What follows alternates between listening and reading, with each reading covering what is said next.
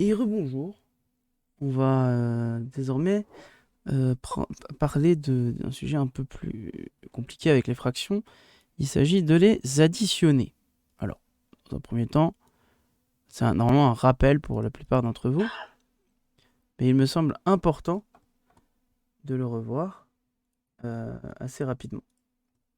Alors, c'est très simple, on a vu tout à l'heure que si on prenait une moitié d'un carré et une autre moitié d'un carré, on avait tout le carré.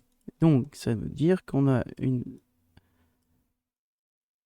équation, un calcul, une opération que l'on peut faire. J'ai loupé mon 1, on va le refaire.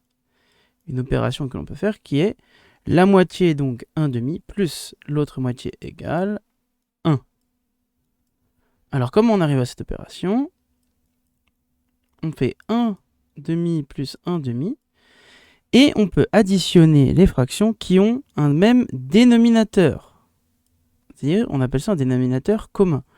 Donc là, on est bien à 2 sur les dénominateurs, donc on peut additionner les numérateurs. Donc ça fait 1 plus 1 sur 2 au final. Sur 1 plus 1 demi. Et donc on arrive à 2 demi. Et 2 demi, on se rappelle de la règle. Toute fraction, je remets un tableau, ne vous inquiétez pas. Toute fraction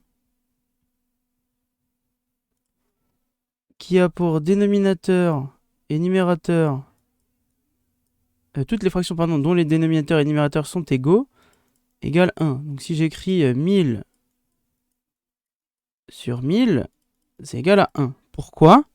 Parce qu'une fraction, au final, c'est comme une division. Si on fait 2 divisé par 2, on obtient 1. 1000 divisé par 1000, on obtient 1, etc., etc.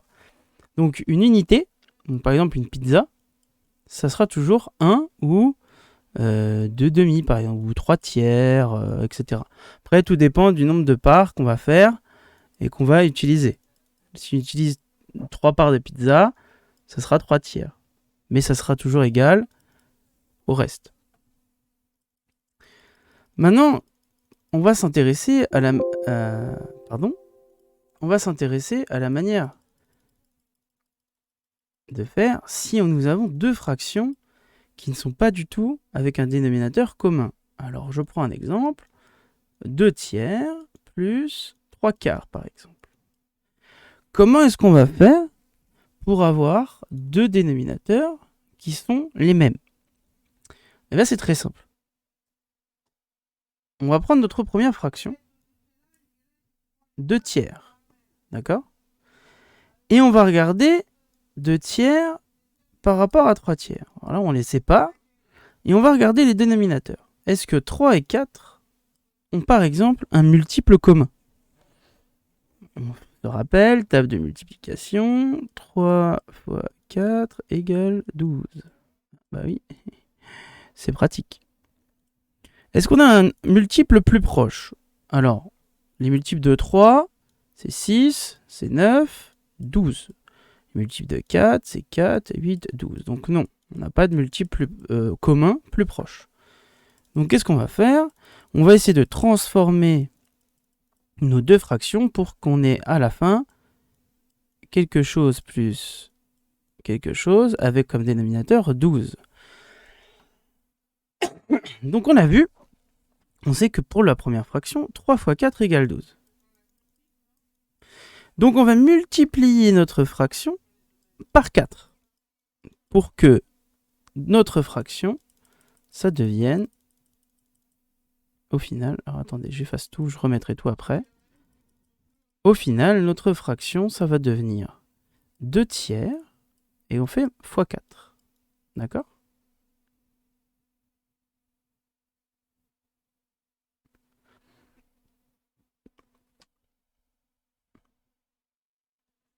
Mais quand on multiplie toute cette fraction par 4, pour la transformer, attention, nous devons multiplier le numérateur par 4, d'accord, mais aussi le dénominateur par 4. Ainsi, nous allons obtenir 4 fois 2, 8 sur 12. Ah, on écrit donc la première. 8 sur 12 égale... plus, parce qu'après c'est un plus, pardon. Notre deuxième fraction, elle, on veut que 4 soit égal à 12 derrière, après. Donc il va falloir la multiplier, elle, par 3. Attention, c'est là la subtilité. Donc si on multiplie 3 par 3, et 4 par 3, on obtient 9 sur 12. Ainsi, ici, on peut écrire 9 sur 12. Donc, 2 tiers plus 3 quarts est égal à 8 plus 9 sur 12. 8 plus 9 sur 12. Et là, toute la subtilité. Il faut bien transformer ces fractions pour avoir le même dénominateur. Attention, c'est très très important. Très très important. On ne peut pas additionner une fraction avec une autre fraction si le dénominateur n'est pas le même. Je vous redonnerai une fiche de leçon là-dessus. Donc, comment additionner une fraction? Eh bien, c'est très simple.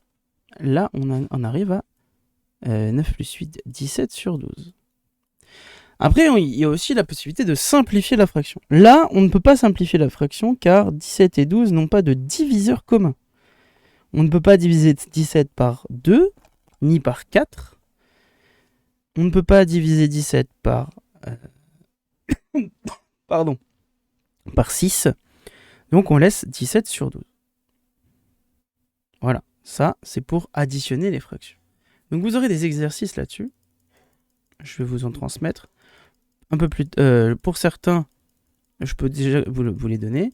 Pour d'autres, je mets la vidéo en ligne, mais vous avez la possibilité de le faire un peu plus tard. Déjà, assurez-vous d'avoir bien compris le fonctionnement des fractions, s'il y a encore des choses qui sont compliquées. S'il y a besoin, je suis disponible. Je vous donne via les accès que j'ai envoyés en mail. Je pourrai répondre aux questions, etc., discuter, etc. Voilà. Je vous souhaite une bonne fin de journée. Peut-être arrivera une vidéo un peu par la suite sur la géographie avec laquelle je transmettrai une fiche de géographie.